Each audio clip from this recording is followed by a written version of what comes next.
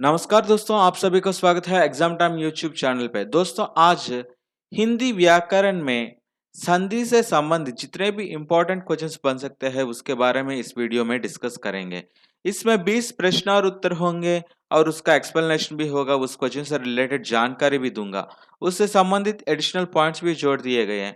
आप अभी तक हमारे चैनल को सब्सक्राइब नहीं किया तो सब्सक्राइब कीजिए और घंटी बटन दबाइए ताकि हमारे हर एक वीडियो आप तक पहुंच सके। आप इस वीडियो का पीडीएफ फाइल डिस्क्रिप्शन में से डाउनलोड कर सकते हैं। आप हमारे वीडियो को ज़्यादा से ज़्यादा लाइक कीजिए और शेयर कीजिए। चलिए शुरू करते हैं। आज का पहला सवाल, दो वर्णों के मेल से उत्पन्न विकार को क्या कहते हैं? इसका बी ऑप्शन सही, संधि। अगला सवाल, संधि के कितने भेद हैं? इसका सी ऑप्शन सही, 3 भेद। संधि के कितने भेद हैं? 3 भेद। वे क्या क्या हैं? एक स्वर संधि, दूसरा व्यंजन संधि, तीसरा विसर्ग संधि। स्वर संधि माने क्या है, व्यंजन संधि माने क्या है और विसर्ग संधि माने क्या है, हम आगे जानेंगे। अगला सवाल, स्वर के साथ स्वर के मेल से जो विकार होता है उसे क्या कहते हैं? इसका सी ऑप्शन सही, स्वर संधि। स्वर संधि के कितने भेद हैं? 5 भेद। वे क्या क्या हैं? एक दीर्घ स्वर संधि, दूसरा गुण संधि, तीसरा वृद्धि संधि और चौथा यन संधि, पांचवा अयादि संधि।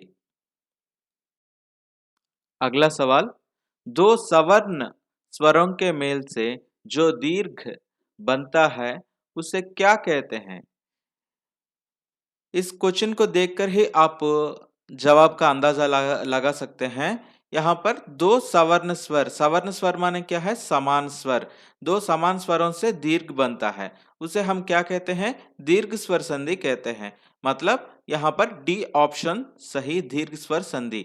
यहाँ पर आप बॉक्स में देख सकते हैं, अ प्लस अ इक्वल टू आ। यहाँ पर दो समान स्वरों से एक दीर्घ बना है। बाकी उदाहरण भी देख लीजिए किस प्रकार समान स्वरों से दीर्घ बना है। और उदाहरण देख लीजिए, राम प्लस अवतार, राम अवतार। राम माँ में भी आ की मात्रा है, अवतार में पहला अक्षर आ है, आ प्लस आ। यहाँ पर रामावतार में आप देख सकते हैं किस प्रकार दीर्घ बना है। अगला उदाहरण, मुनि प्लस ईश्वर, मुनीश्वर। भानु प्लस उदय, भानुदय। यहाँ पर दीर्घ को आप देख सकते हैं। आप संधि के बारे में जितना हो सकता है उतने ज्यादा उदाहरण देख लीजिए, आपको काफी हेल्पफुल होगा संधि को पहचानने में। अगला सवाल, यदि आ या आ के बाद ई आए तो ए, उ आए तो ओ, री आए तो अर हो जाता है, यह किस संधि का नियम है? इसका डी ऑप्शन सही, गुण संधि। नर प्लस इंद्र, नरेंद्र। यहाँ पर देख सकते हैं, नर राम में आ की मात्रा है और इंद्र में ई की मात्रा है। आ प्लस ई क्या बना है? ये बना है, इसलिए ये गुण संधि है। ऐसे ही देव प्लस ऋषि, देवर्षि। वा में आ की मात्रा है और ऋषि में पहला अक्षर क्या है? री। आ प्लस री क्या बना है? अर हो गया, देवर्षि। इसलिए यह गुण संधि है।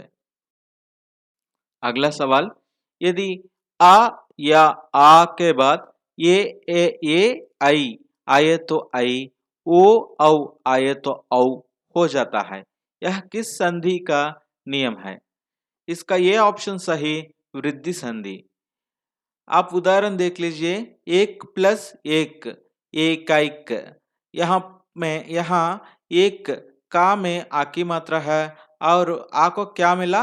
ये मिला। ये मिलने से क्या हो गया? आई हो गया, एकाइक। आप वो उच्चारण करके देखिए। ऐसे ही महा प्लस औषध, महौषध। अगला सवाल, ई उ री के बाद कोई अन्य स्वर आए तो उनके स्थान पर क्रमशः या व रा हो जाता है। यह किस संधि का नियम है? इसका बी ऑप्शन सही, यन संधि। आप उदाहरण देख लीजिए। परि प्लस आवरण, पर्यावरण। सु प्लस आगत, स्वागत। यहाँ पर परि में ई की मात्रा है। ई को क्या मिला? आ मिला। तो क्या हो गया? या क्या हुआ? या हुआ, है ना? पर्यावरण। ऐसे ही सु में ऊ की मात्रा है। आगत में पहला अक्षर क्या है? आ। उ प्लस आ क्या हुआ? वा हो गया। इसलिए यह यन संधि है। आप संधि का सूत्र पढ़ लीजिए। आप संधि बहुत आसानी से कर सकते हैं। पहले सभी लोगों को संधि का सूत्र मालूम होना चाहिए। इसलिए मैंने क्वेश्चन के रूप में पूरा संधि का नियम सूत्र दे दिया। अगला सवाल, ए, आई, ओ, औ के बाद कोई अन्य स्वर आए तो उनके स्थान पर क्रमशः ऐ, आई, औ, आव हो जाता है। यह किस संधि का नियम है? इसका ये ऑप्शन सही, अयादि संधि। यहाँ पर उदाहरण में देख सकते हैं। पो प्लस अन क्या हुआ? पवन। ने प्लस अन क्या हुआ? नयन।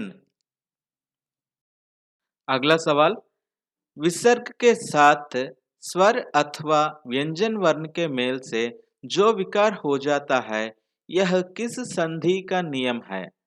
इसका डी ऑप्शन सही, विसर्ग संधि। आप विसर्ग संधि को बहुत आसान तरीके से पहचान सकते हैं। अतः प्लस एव। यहाँ पर अतः विसर्ग की विसर्ग तो आपको दिखता है सामने, तो आप पहचान सकते हैं यह विसर्ग संधि है।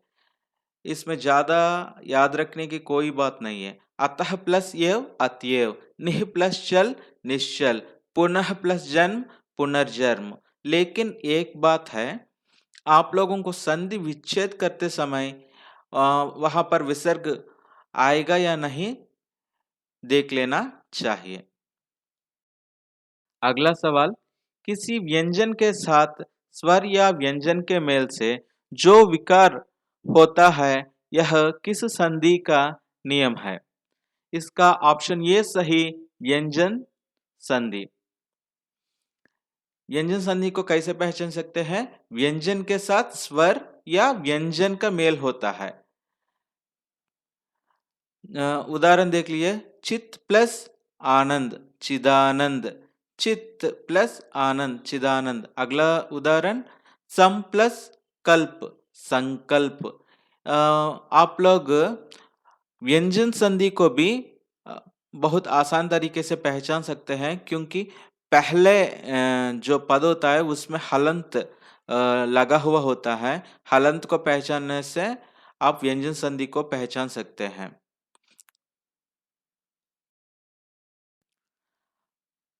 आप लोग ध्यान से देखिए। अभी तक सिर्फ 10 सवालों में हम संधि और संधि के जितने भी सारे भेद हैं, सारे भेद भी बता दिए थे, वो भी सूत्र और उदाहरण के साथ। पहले 10 सवालों में आप लोगों को संधि का पूरा टॉपिक कवर हो गया, और परिभाषा और उदाहरण के साथ।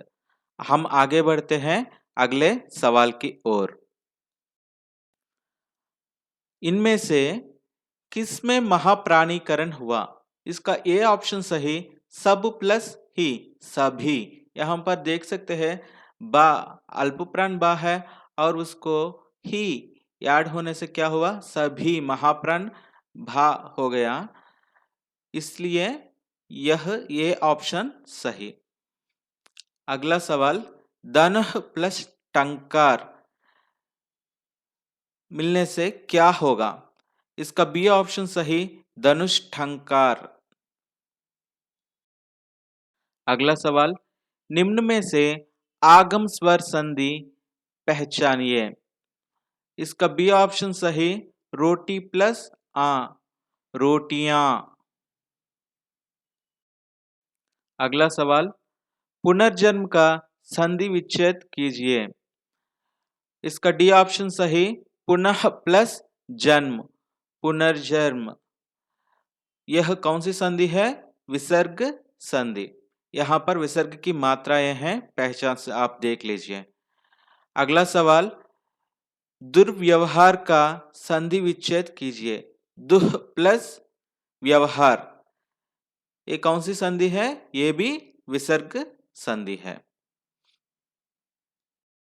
अगला सवाल, अप प्लस जा, क्या हुआ?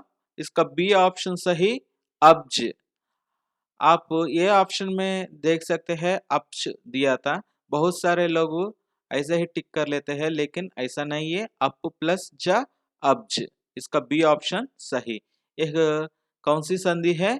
व्यंजन संधि। आप पहले पद में हलंत देख सकते हैं। अगला सवाल, सूक्ति में कौन सी संधि है? इसका सी ऑप्शन सही, दीर्घ स्वर संधि।